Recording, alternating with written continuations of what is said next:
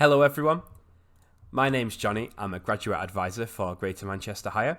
I'm here today to talk to you about the destination tracking forms you have with you and why we need them to be completed. First of all, a little bit about who we are. Hopefully you recognise some of the institutions on the screen. Greater Manchester Higher is a collaboration of all these institutions aiming to provide impartial information, advice and guidance to students such as you so you can make informed decisions when it comes to choosing your future. What do we do? Our activities include everything that you can see on your screen now. For example, you might attend a revision skills workshop where we help you to learn how to revise. We might take you to a local campus like Manchester Met University or Trafford College. You might spend a day with experts in an industry, such as visiting a Crown Court if you want to be a lawyer, or attend our popular summer schools and receive one-to-one mentoring and guidance. We provide all of these in order to support you in achieving your aspirations. But what is higher education? Higher education is a university level qualification at level 4 or above that is usually studied at university but can also be studied at a further education college. The most common courses are called degrees and are usually studied for 3 years full time, but of course there are other options that you can do, such as higher degree apprenticeships, HND, HNCs, foundation degrees which can be studied more flexibly. So a little bit of an overview here of how all that works.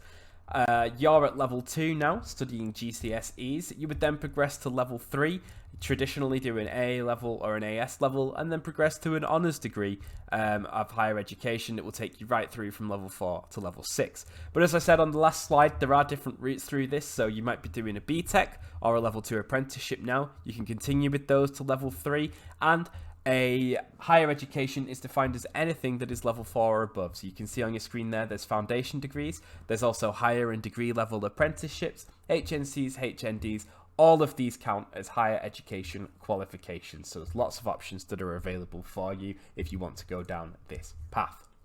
How's it different from school and what you're doing now? Well, you usually study just one subject and you get to choose what subject that is. So if there's something that you're not particularly keen on, don't worry, when you go to higher education, you don't have to study it anymore. It will only be something you're interested in and you're passionate about.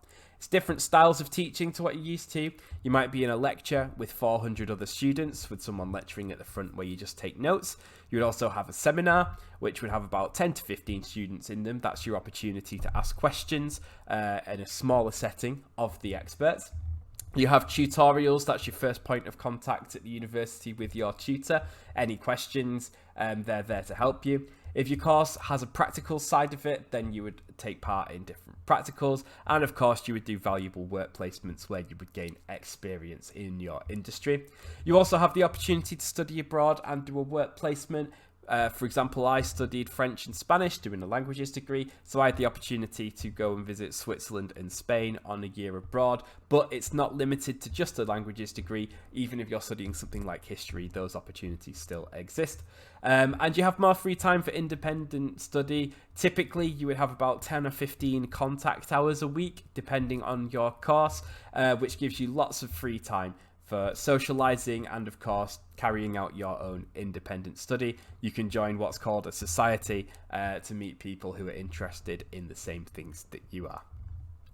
So why should I consider higher education? Well, it gives you better career options and opportunities. You'll gain valuable work experience and develop transferable skills that can be applied in any industry, any sort of profession that you decide to go into after university. You get to study a subject you love. It's a fantastic way to meet new people from all over the country, and you get to take part in new activities that perhaps you didn't even know existed before.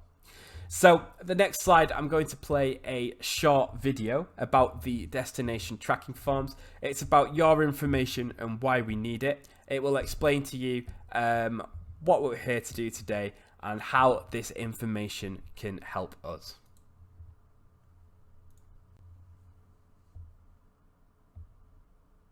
Alright? Man, you lot look well bored. You should have seen the presentation before they had this film. You've got off light. I remember the morning they came to my school. Turned out to be quite a day. Look, there I am on Northfield Road, waiting for the bus and listening to music. Then it started raining, but luckily the bus arrived. It was a big one. Nah, the weather. It was a big storm. The head told us the university was coming in today to explain why they wanted permission to take our personal info and what tracking us in the future would mean. Track me? Yeah, right. Even my Instagram's private. Good luck. I weren't wasting my time listening to those fools, so I got up to go, but slipped on the wet floor. Next thing I know, I open my eyes and there's this big dinosaur looking down at me. As if that wasn't crazy enough, there's a woman next to it who reckoned she was me in 10 years' time. Yeah, right. She told me she was a paleontologist. I told her I didn't care what religion she was, I just needed to get back for double history. But what about your personal details? She asked in a voice that sounded familiar. What about your suit more like? I replied. Our suit goes with our job. You see, we're one of the lucky ones.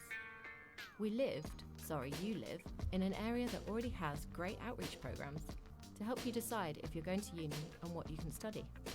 Lots of other students and their families aren't so fortunate. Fair point. In fact, Mum and me are off to a uni open day next week. But then I guess you knew that already, seeing as you did it 10 years ago.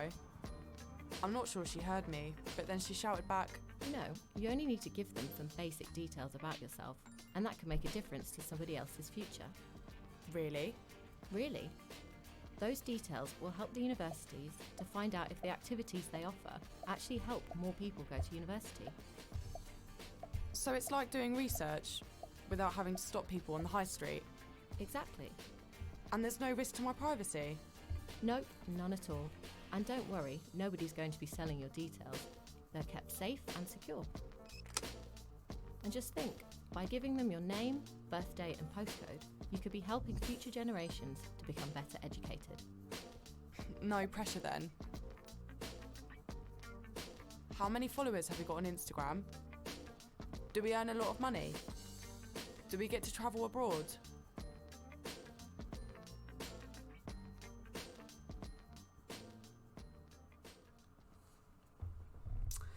Okay, so hopefully that explained a little bit about why we need the following information. So the form that you should have in front of you should look like this. The purpose of the tracking form is so that we can track your progress through education. That's all. So that we can know that any activities that were mentioned before in the presentation that you take part in, we can assess whether or not they had an impact on your decisions for the future. And if we can evidence that they do, we then get more funding and can provide those same activities to future students. So you filling out this form will really help us.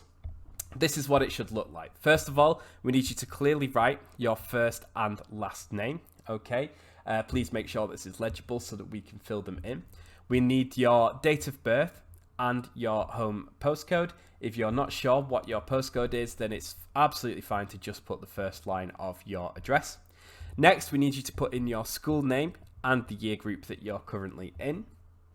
Please tick one box relating to your gender. The same goes for your ethnicity. Please circle the one that's most appropriate for you. After that, any of the options that relate to you for receiving school meals, currently in care or have been in the past, make sure you tick as many as relate to you as possible. Finally, we need your signature and today's date. Thank you very much for listening. Hopefully we'll get those forms filled in soon. I'm going to hand you back over to your teachers now. If you do have any questions about the form, please ask them and we'll be able to get an answer out to you.